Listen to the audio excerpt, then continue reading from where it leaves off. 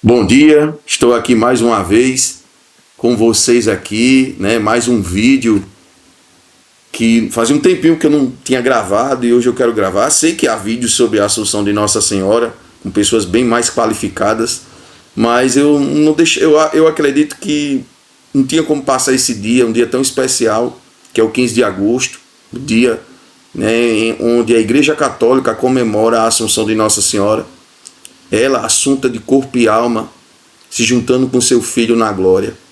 Maria, sabemos muito bem que ela acompanha toda a trajetória de nosso Senhor Jesus Cristo. O próprio Deus concedeu essa graça de que a sua mãe participasse dos principais momentos de sua vida aqui na terra. E não é por menos que a Igreja Católica comemora este dia, porque a mãe acompanhou o filho até a cruz, até o seu sofrimento, né? Acompanhou toda a sua paixão e ela também o acompanha na glória. Claro que há pessoas que duvidam, criticam, chegam a dizer que é o dogma mais fraco da Igreja Católica, isso é uma absurdidade. Mas vou tentar aqui, né, eu como um filho infiel, um filho ingrato, um filho muitas vezes que rebelde, eu quero aqui mostrar, apesar dos meus pecados, essa devoção, esse amor à nossa mãe, a Rainha Maria Santíssima. Hoje é 15 de agosto, né? 15 de agosto, onde milhões de cristãos, né, milhões de cristãos ao redor do mundo celebram esta solenidade, a Assunção de Nossa Senhora. Para a teologia, né, católica romana, proclamada dogmaticamente pelo Papa Pio XII, em 1950, através da encíclica Munificentimus Deus, Maria foi elevada de corpo e alma à glória do paraíso. No entanto, se abrirmos a própria encíclica papal ou investigarmos os registros oficiais da Igreja, descobrimos que algo assim profundo, intrigante. O próprio dogma de 1950 evita deliberadamente definir se a Virgem Maria realmente faleceu antes de ser assunta ao céu ou se foi poupada da morte física por um privilégio singular. Mas por que existe essa ambiguidade milenar sobre o destino final da mãe de Jesus? A resposta que a história nos revela é fascinante e surpreendente. Os primeiros 4 séculos do cristianismo mantiveram um silêncio profundo e absoluto sobre o fim da Virgem Maria. Não há uma única linha nos evangelhos canônicos, nas cartas de São Paulo ou nos escritos dos primeiros pais da igreja, né? Não descreve como, onde ou quando ela partiu deste mundo. Hoje nós vamos quebrar este silêncio com base nas pesquisas mais recentes de um renomado historiador, Stephen Shoemaker, e vamos desvendar, né, como a devoção mariana emergiu não de uma única história, mas de uma poligênese, múltiplos relatos e tradições que surgiram de forma independente e simultânea no final do século V depois de Cristo. Vamos descobrir manuscritos apócrifos selecionados, né, manuscritos apócrifos conhecidos assim, proibidos, decifrar segredos, escavar necrópolis arqueológicas, entender como o culto à Virgem se entrelaçou, interessante, né? Se entrelaçou com a geopolítica do Império Bizantino. Prepare-se para uma jornada fascinante pelos segredos da Igreja primitiva. Para compreendermos as origens dessa grande solenidade, precisamos iniciar nossa busca nas fontes literárias mais antigas do cristianismo, o Novo Testamento. E o primeiro fato histórico com o qual nos deparamos é que a Virgem Maria é praticamente invisível nos primeiros escritos cristãos. É fato. Nas cartas de São Paulo, que constituem os primeiros, né, documentos cristãos mais antigos e que foram escritas ali na década de 50, né, depois de Cristo, Maria é mencionada uma única vez, só que o nome dela não é mencionado.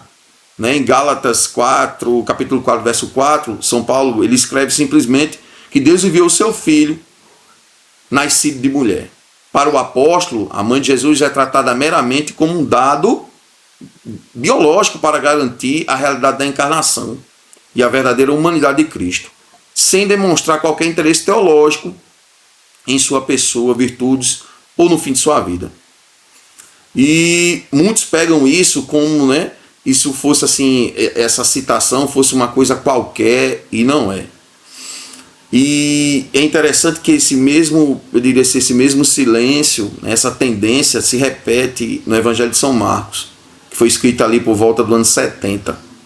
Nele o retrato de Maria e da família de Jesus é marcado por um distanciamento perceptível.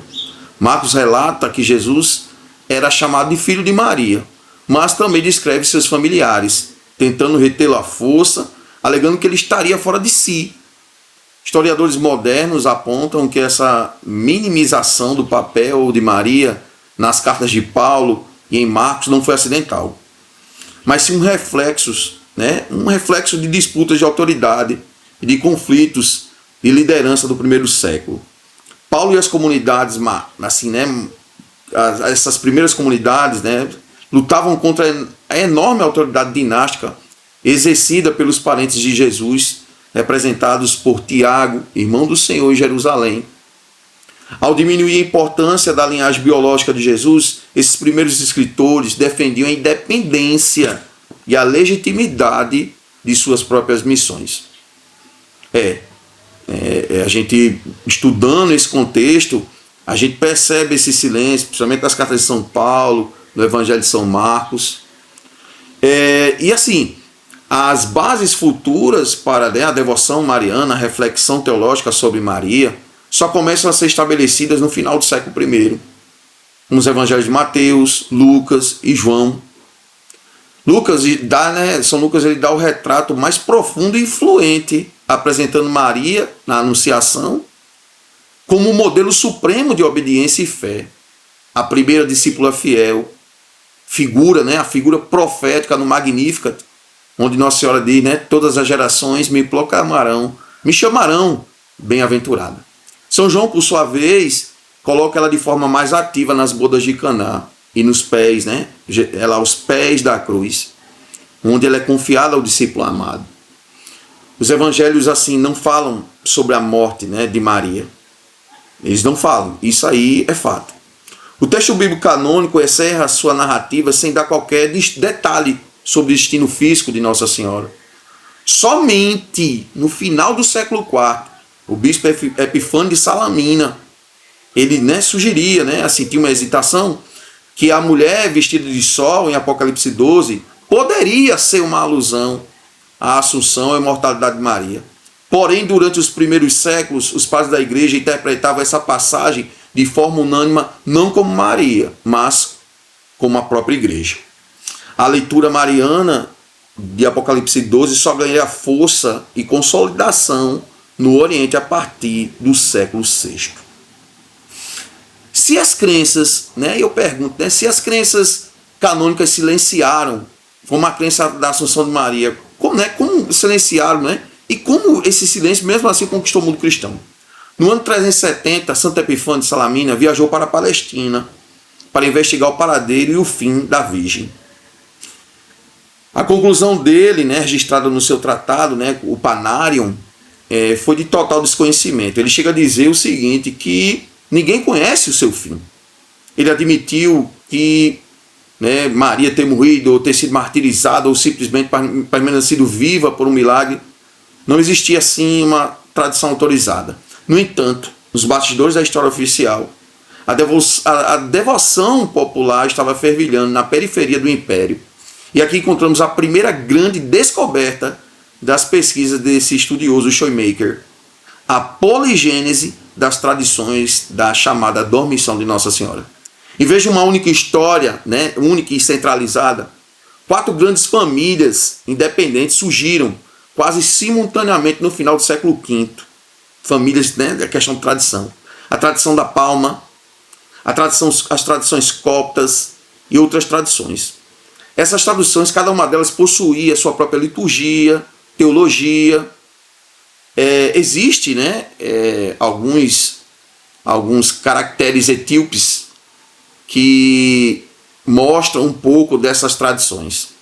O relato mais antigo e crucial de toda a história cristã pertence à chamada tradição de Palma, cujo texto fundador é o livro do Repouso de Maria, que data ali de meados do século III depois de Cristo. É um texto extraordinário, preservado no idioma etíope, arcaico, e em fragmentos siríacos do século V, conhecidos como, em inglês, Obsequies of the Virgin, uma coisa assim. É de um valor, realmente é de um valor inestimável. Esse escrito nos transporta para uma atmosférica teológica surpreendentemente heterodoxa, com fortes tendências gnósticas. Nele, Jesus aparece não de forma convencional, mas como uma manifestação mística do grande querubim de luz. Maria é retratada como uma iniciadora de mistérios cósmicos e, surpreendentemente, chega a confessar que cometeu pecados em sua vida. O clímax desse livro, narra Maria realizando uma viagem apocalíptica ao inferno ao lado de seu filho. Ao testemunhar o sofrimento dos condenados, ela intercede com tamanha eficácia que obtém para eles uma trégua semanal nos seus tormentos. Esta é a evidência documental mais antiga de toda a história cristã, que comprova a crença no poder da intercessão de Maria. É claro que muitos vão pegar e vai dizer assim, tá vendo que a Assunção de Maria foi tirado de escritos apócrifos, mas assim, nem todo apócrifo dizia mentiras. Claro, havia erros e verdades, e a igreja discerniu. Uma segunda vertente também dessas tradições é a tradição de Belém, representada pelo famoso apócrifo chamado Os 6 Livros da Dormição, datados mais ou menos ali no IV século depois de Cristo. Este texto revela a existência de um culto mariano extremamente organizado, quase um século antes do famoso Concílio de Éfeso de 431.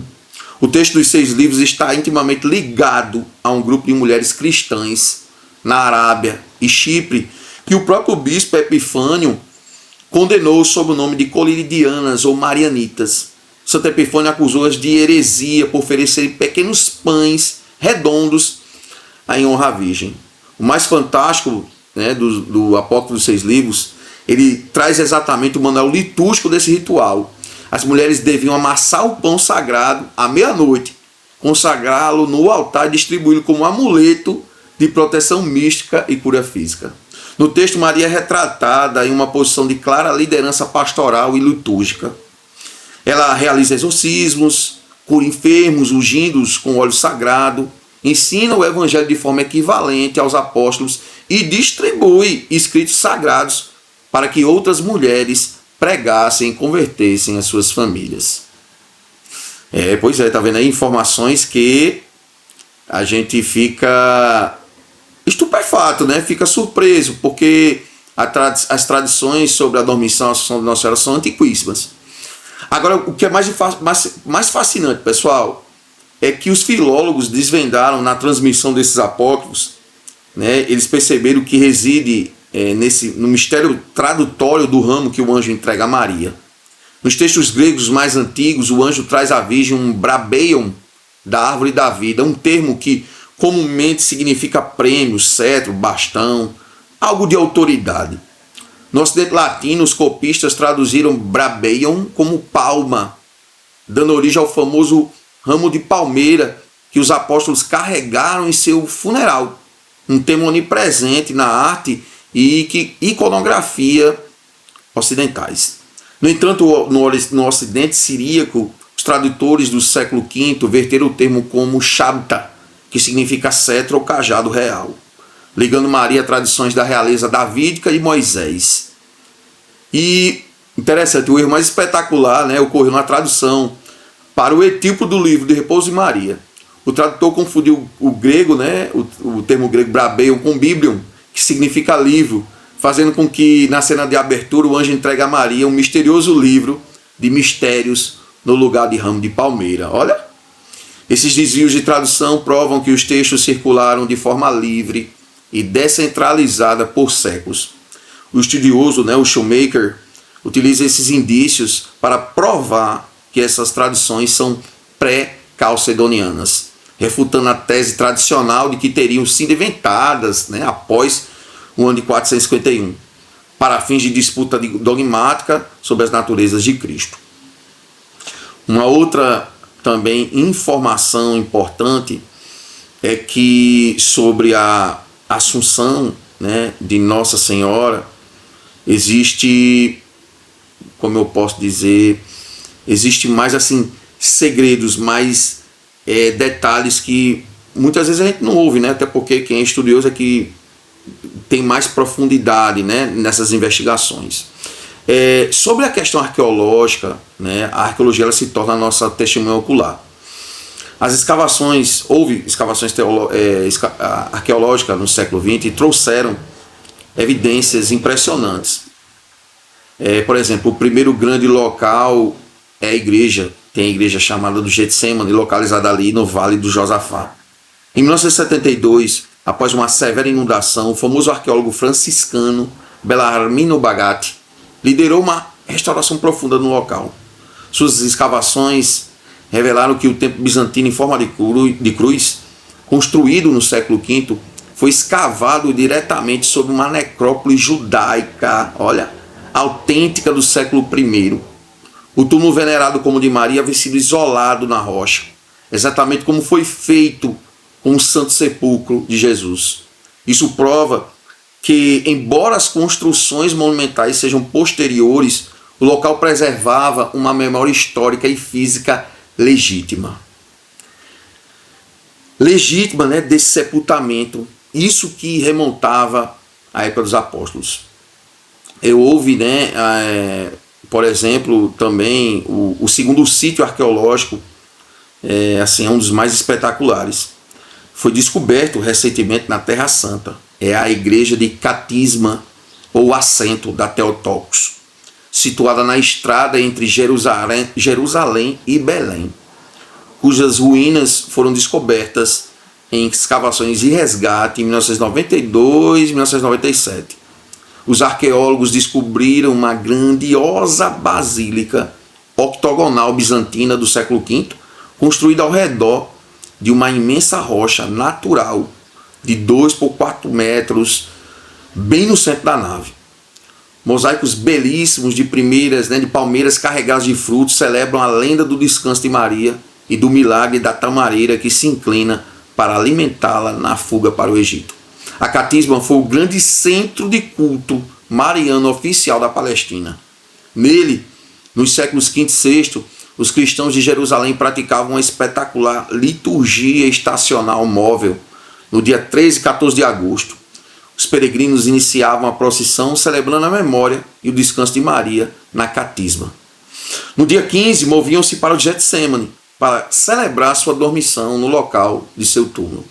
E no dia 17, encerravam a jornada na monumental igreja da Néa.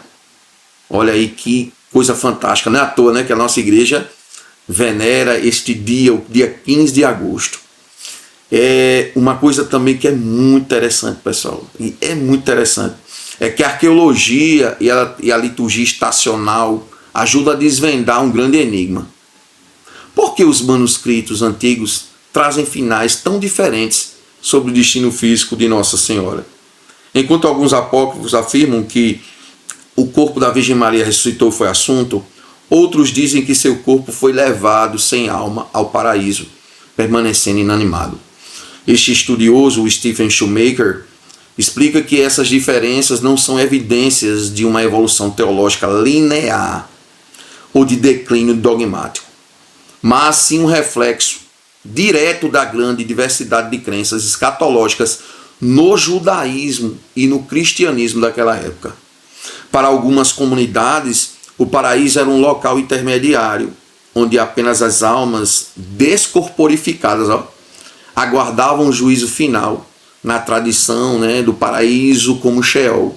Para outras, o paraíso era o destino físico final dos justos. Os relatos da Assunção apenas espelhavam essa rica e confusa diversidade de ideias escatológicas da antiguidade tardia, sem tentar impor uma definição, vamos dizer assim, teórica rígida. Pois é. E para a gente compreender, né, o surgimento da Assunção, precisamos também analisar a sociologia e a geopolítica do Império Bizantino. Durante séculos, existiu uma verdadeira guerra civil silenciosa entre duas tradições marianas rivais. Na capital imperial, Constantinopla, a teologia oficial não se interessava pelas lendas da dormição e do túmulo vazio de Jerusalém. O foco da devoção na capital imperial era puramente material, centrado na posse física de suas roupas como relíquias protetoras. O seu manto, guardado na igreja de Blachern, e o seu cinto depositado em Chalcoprateia. Essas relíquias eram vistas como os escudos místicos definitivos que defendiam a capital imperial contra as invasões bárbaras. Pois é, veja aí que interessante. Uma coisa também que, para a gente aqui também refletir, assim, é que, por exemplo, né, para legitimar a posse do manto sagrado, Constantinopla criou no final do século V uma narrativa espetacular, a lenda de Gálbios e Cândidos. A história conta que dois nobres patrícios viajavam para a Galiléia quando se hospedaram na casa de uma mulher judia. Eles notaram que um quarto secreto da casa operava curas milagrosas em doentes e possessos. Após persuadirem e darem bebida à mulher, descobriram que ela guardava um cofre, o manto original de Maria, transmitido em segredo de geração em geração por uma ancestral que fora serva da Virgem. Na calada da noite, os dois patrícios mediram o cofre, fabricaram uma réplica exata e roubaram o manto original, substituindo-o pela cópia. Essa tradição puramente materialista da posse física de relíquias em Constantinopla colidia frontalmente com as lendas da dormição em Jerusalém, que afirmavam que o corpo de Maria havia sido totalmente assunto ao céu, impedindo a existência de relíquias corpóreas terrenas. Há uma representação clássica, né, do apóstolo São Tomé reabrindo o túmulo do Getsêmani, onde é revelado apenas o manto sagrado, exalando um perfume divino de flores. E aí a pergunta, como a igreja primitiva conseguiu harmonizar essas duas tradições rivais? A solução sociológica surgiu entre os séculos VI e VIII, com a popularização da famosa tradição do apóstolo atrasado. Segundo o relato, o apóstolo São Tomé chegou a Jerusalém 3 dias após o funeral de Maria. Desconsolado por ter sido a despedida de sua mãe espiritual, ele implorou para que o túmulo de Getsêmani fosse reaberto. Quando os apóstolos removeram a pedra, foram surpreendidos ao encontrar o túmulo vazio. O corpo de Maria havia sido ressuscitado e elevado ao paraíso, mas ela havia deixado para trás, sobre a rocha, o seu manto e as suas mortalhas fúnebres. Essa brilhante acomodação literária permitiu a Constantinopla validar e glorificar o manto e o cinto que possuía, enquanto aceitava a teologia de Jerusalém sobre a assunção corporal. Uma coisa também que é muito interessante, agora que eu lembrei aqui, o livro de São Máximo Confessor, né, A Vida da Virgem. Ele que foi muito conhecido, né, um teólogo famoso, e que ali ele escreveu mais ou menos, acho que escreveu esse livro mais ou menos no ano de 626. Né, ele escreve sobre a vida da Virgem, e que é reconhecida hoje como a primeira biografia mariana completa da história da humanidade. Interessante, né? Preservada apenas em uma antiga tradução georgiana. Eu acho que eu tenho esse livro aqui na minha biblioteca. A obra de São Máximo realizou a primeira síntese genial entre os apócrifos provinciais da dormição e as tradições de relíquias de Constantinopla. Mas o aspecto sociológico mais revolucionário da biografia de Máximo é o papel de extrema liderança ativa e autoridade eclesiástica que ele atribui à Mãe de Jesus. Longe, né, de ser a figura passiva, silenciosa e submissa, retratada por outros padres da igreja, São Máximo, né, em A Vida da Virgem, descreve Maria exercendo a autoridade pastoral suprema.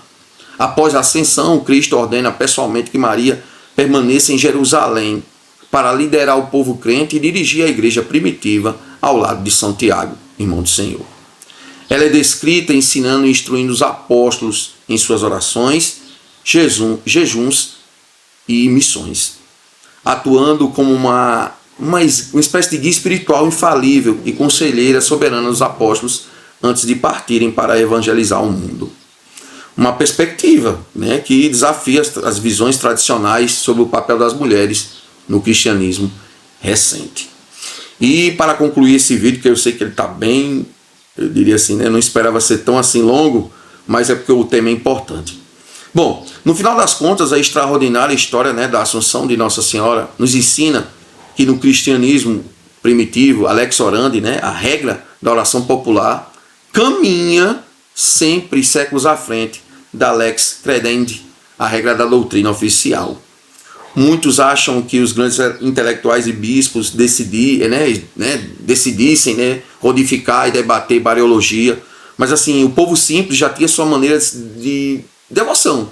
Né? A gente lembra aqui da oração o Subitum Praesitium, né, que é muito incrível. Né? A questão também das mulheres da Arábia, peregrinos que andavam de joelhos entre a Catisma e o Getsemane. Né? Essa questão da intercessão, do papel intercessor de Nossa Senhora. Enfim, quando, né, o Papa Pio XII proclama formalmente o dogma, em 1950, ele não precisou de provas arqueológicas ou materiais do evento místico em si, pois a fé se apoia em algo muito mais profundo, na memória viva, orgânica e ininterrupta de quem a Virgem Maria, por sua pureza mística e união perfeita com o Filho, foi a pioneira da humanidade a experimentar a vitória definitiva sobre a morte e sobre a sepultura, abrindo para todos os cristãos, todos os crentes, o horizonte eterno de esperança e ressurreição. Se você gostou desse mergulho fascinante, né, por esses caminhos bíblicos, arqueológicos, históricos, sociológicos, deixe o seu gostei nesse vídeo e inscreva-se no meu canal para ativar, né, as notificações. Compartilhe, por favor, compartilhe esse conhecimento aos seus amigos, para os seus amigos e familiares. Que nesse dia 15 de agosto, Nossa Senhora da Assunção possa interceder por nós, para que possamos caminhar junto com o seu divino Filho e ser glorificado com eles no céu. Deus abençoe vocês. Salve Maria, salve Roma, Mãe e Mestra da Verdade. Um abraço, tamo junto.